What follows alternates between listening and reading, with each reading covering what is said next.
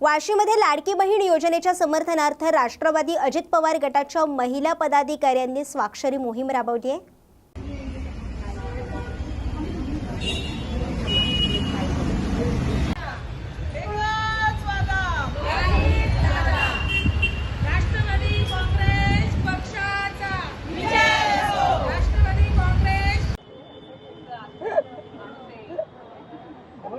आज छत्रपती शिवाजी महाराज चौक वाशी येथे आम्ही लाडकी बहीण योजनेच्या समर्थनार्थ सर्व महिला पदाधिकारी, त्याचप्रमाणे ज्या महिलांना 1500 रुपयाचा लाडक्या बहिणी योजनेचा लाभ मिळालेला आहे त्या सर्व महिला इथे उपस्थित आहे आणि आम्ही आज या कार्यक्रमाच्या माध्यमातून हे समर्थन करतो की ही योजना पुढील 5 वर्षासाठी अशीच सुरू राहावी आणि अशीच महाराष्ट्र राज्यातल्या गरीब गरजू महिलांना ही सुविधा मिळत राहावी, जेणेकरून त्यांच्या संसाराला, त्यांच्या कार्याला हा आमच्या अजितदादांकडून हातभार लागेल। आणि ह्या कार्यक्रमाच्या माध्यमातूनच मी अजितदादांचे खूप खूप आभार मानते की खऱ्या अर्थाने त्यांनी हा एक ऐतिहासिक निर्णय घेतलेला आहे। यापूर्वी भूतो न भविष्य असा हा महिलांच्या सक्षमीकरण, सबलीकरण, सशक्तीकरणासाठी जो दादांनी निर्णय घेतला आहे त्या सर्व निर्णयाचा पाठिंबा आज आम्ही इथल्या सर्व महिला दादांना देत आहोत। धन्यवाद। देवकी संतोष शिंदे, जिल्हा उपाध्यक्ष, राष्ट्रवादी काँग्रेस पार्टी, नवी मुंबई। न्यूज मराठी 24/7, नवा भारत, नवा विचार। काल मुंबई इथे अशोक चव्हाण यांचे मेहुणे माजी खासदार भास्करराव पाटील खदगावकर यांचा काँग्रेस पक्षात प्रवेश झाला असून भास्करराव पाटील खदगावकर यांच्या पक्ष प्रवेशामुळे मला काही वाटत नाही। भाजपमध्ये चांगली टीम आहे, तर उत्तम काम सुरू असून भाजप हा राष्ट्रीय पक्ष आहे, अशी प्रतिक्रिया माजी मुख्यमंत्री अशोक चव्हाण यांनी दिली आहे। मी काय बोलायचं,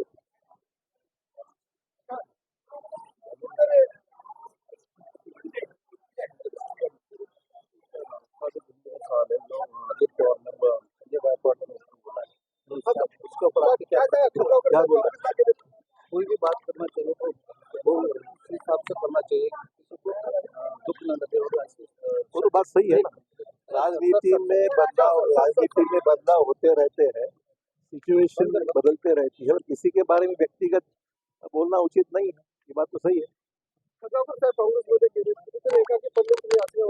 नाही, मला काही वाटत नाही, चांगली टीम आहे भाजपमध्ये, उत्तम काम झालं। तरी भाजपला काय संबंध, भाजपला काय भाजप राष्ट्रीय पक्ष आहे। न्यूज मराठी 24/7, नवा भारत, नवा विचार। मुख्यमंत्री एकनाथ शिंदे यांनी मुंबईमधील अंधेरी जुहू बीचवर स्वच्छता मोहीम राबवली आहे।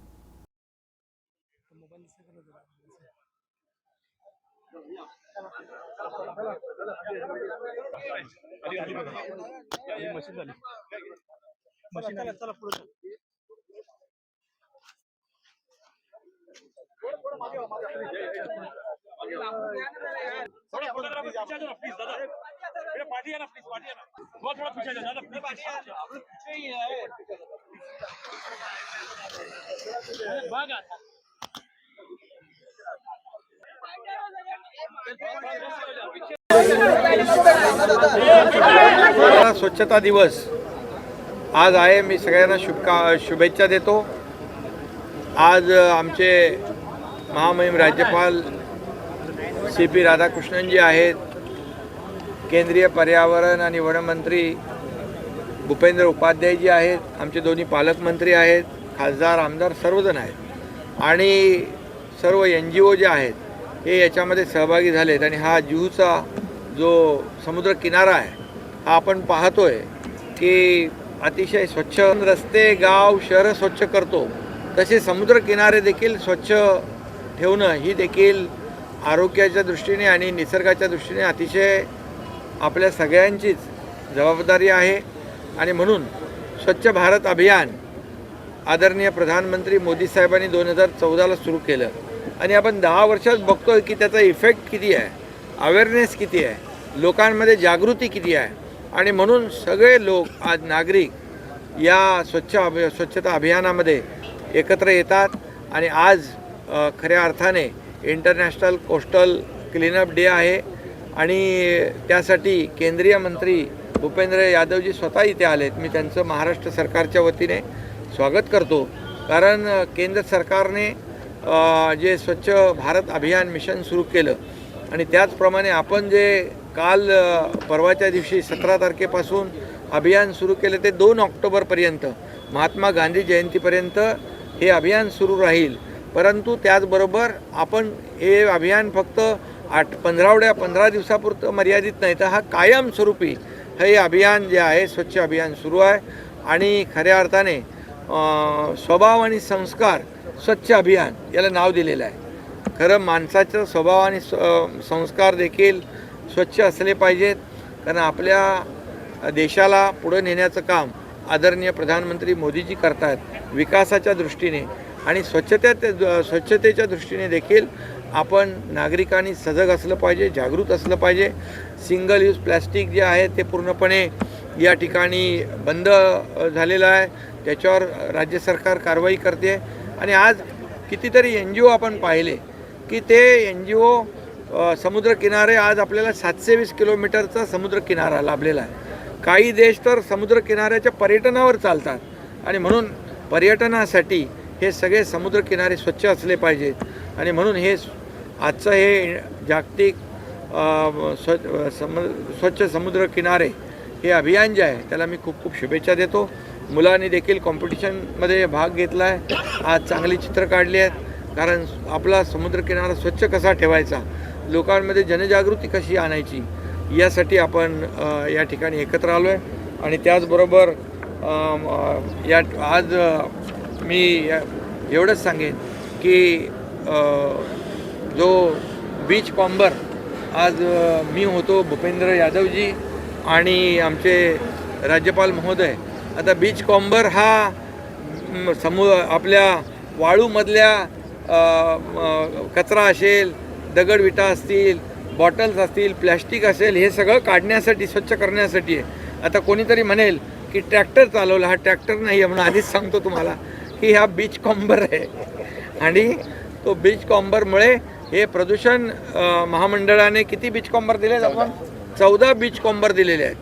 आणि त्यामुळे जसं आपण किनारे स्वच्छ करतो संपूर्ण मुंबईतले, महाराष्ट्रातले, तसे बीच कॉम्बरचा देखील चांगला उपयोग होतो. आणि म्हणून आज मी पुन्हा एकदा या मोहिमेमध्ये, अभियानामध्ये ज्यांनी सहभाग घेतला आहे त्यांना शुभेच्छा देतो.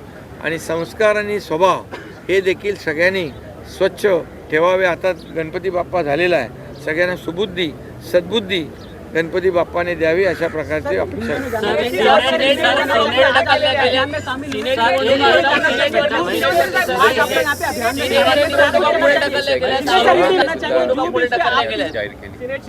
आणि त्याचबरोबर नवीन एक रिसायकलची पॉलिसी आमचे केंद्रीय मंत्री भूपेंद्र यादवजी यांनी देखील या ठिकाणी जाहीर केली है। त्यांचं मनापासून मी अभिनंदन करतो।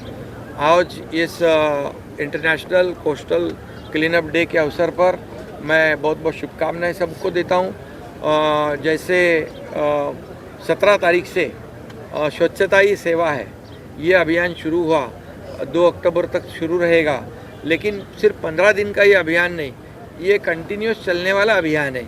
आपको पता है कि डीप क्लीन ड्राइव मुंबई में शुरू हुआ, पूरे महाराष्ट्र में डीप क्लीन ड्राइव शुरू हो गया। इसके वजह से ये पोल्यूशन भी कम हुआ है, लोगों में अवेयरनेस आया है, लोग काफ़ी लोग NGOs है, यहाँ के नागरिक है उसमें शामिल होते हैं। और ये जो स्वच्छ भारत अभियान 2014 में आदरणीय प्रधानमंत्री मोदी जी ने शुरू किया, उस वक्त कई लोगों ने उसके ऊपर टीका टिप्पणी की थी, ये इवेंट है, लेकिन आज हम देखते हैं उसका क्या इम्पैक्ट है, उसका क्या परिणाम है, ये आज हम पूरे भारतवर्ष में देखते हैं। और इसलिए महाराष्ट्र को भी स्वच्छ महाराष्ट्र ऐसा पुरस्कार भी मिला है। और इसलिए आज मैं ये भी कहूँगा कि हमारे केंद्रीय मंत्री भूपेंद्र यादव जी ने एक रिसाइकल की पॉलिसी भी अनाउंस की है। इसके तहत भी सब महाराष्ट्र को फ़ायदा होगा। महाराष्ट्र में स्वच्छता के लिए बहुत ही लोग अवेयर है और सभी लोग इसमें शामिल होते हैं। इसलिए मैं जिन्होंने आज इस अभियान में सहभाग लिया है, अपना योगदान दिया है, उन सभी लोगों को मैं बहुत बहुत शुभकामनाएं देता हूं और आप लोगों को भी बहुत बहुत शुभकामनाएं देता हूं। न्यूज मराठी 24/7 नवा भारत नवा विचार।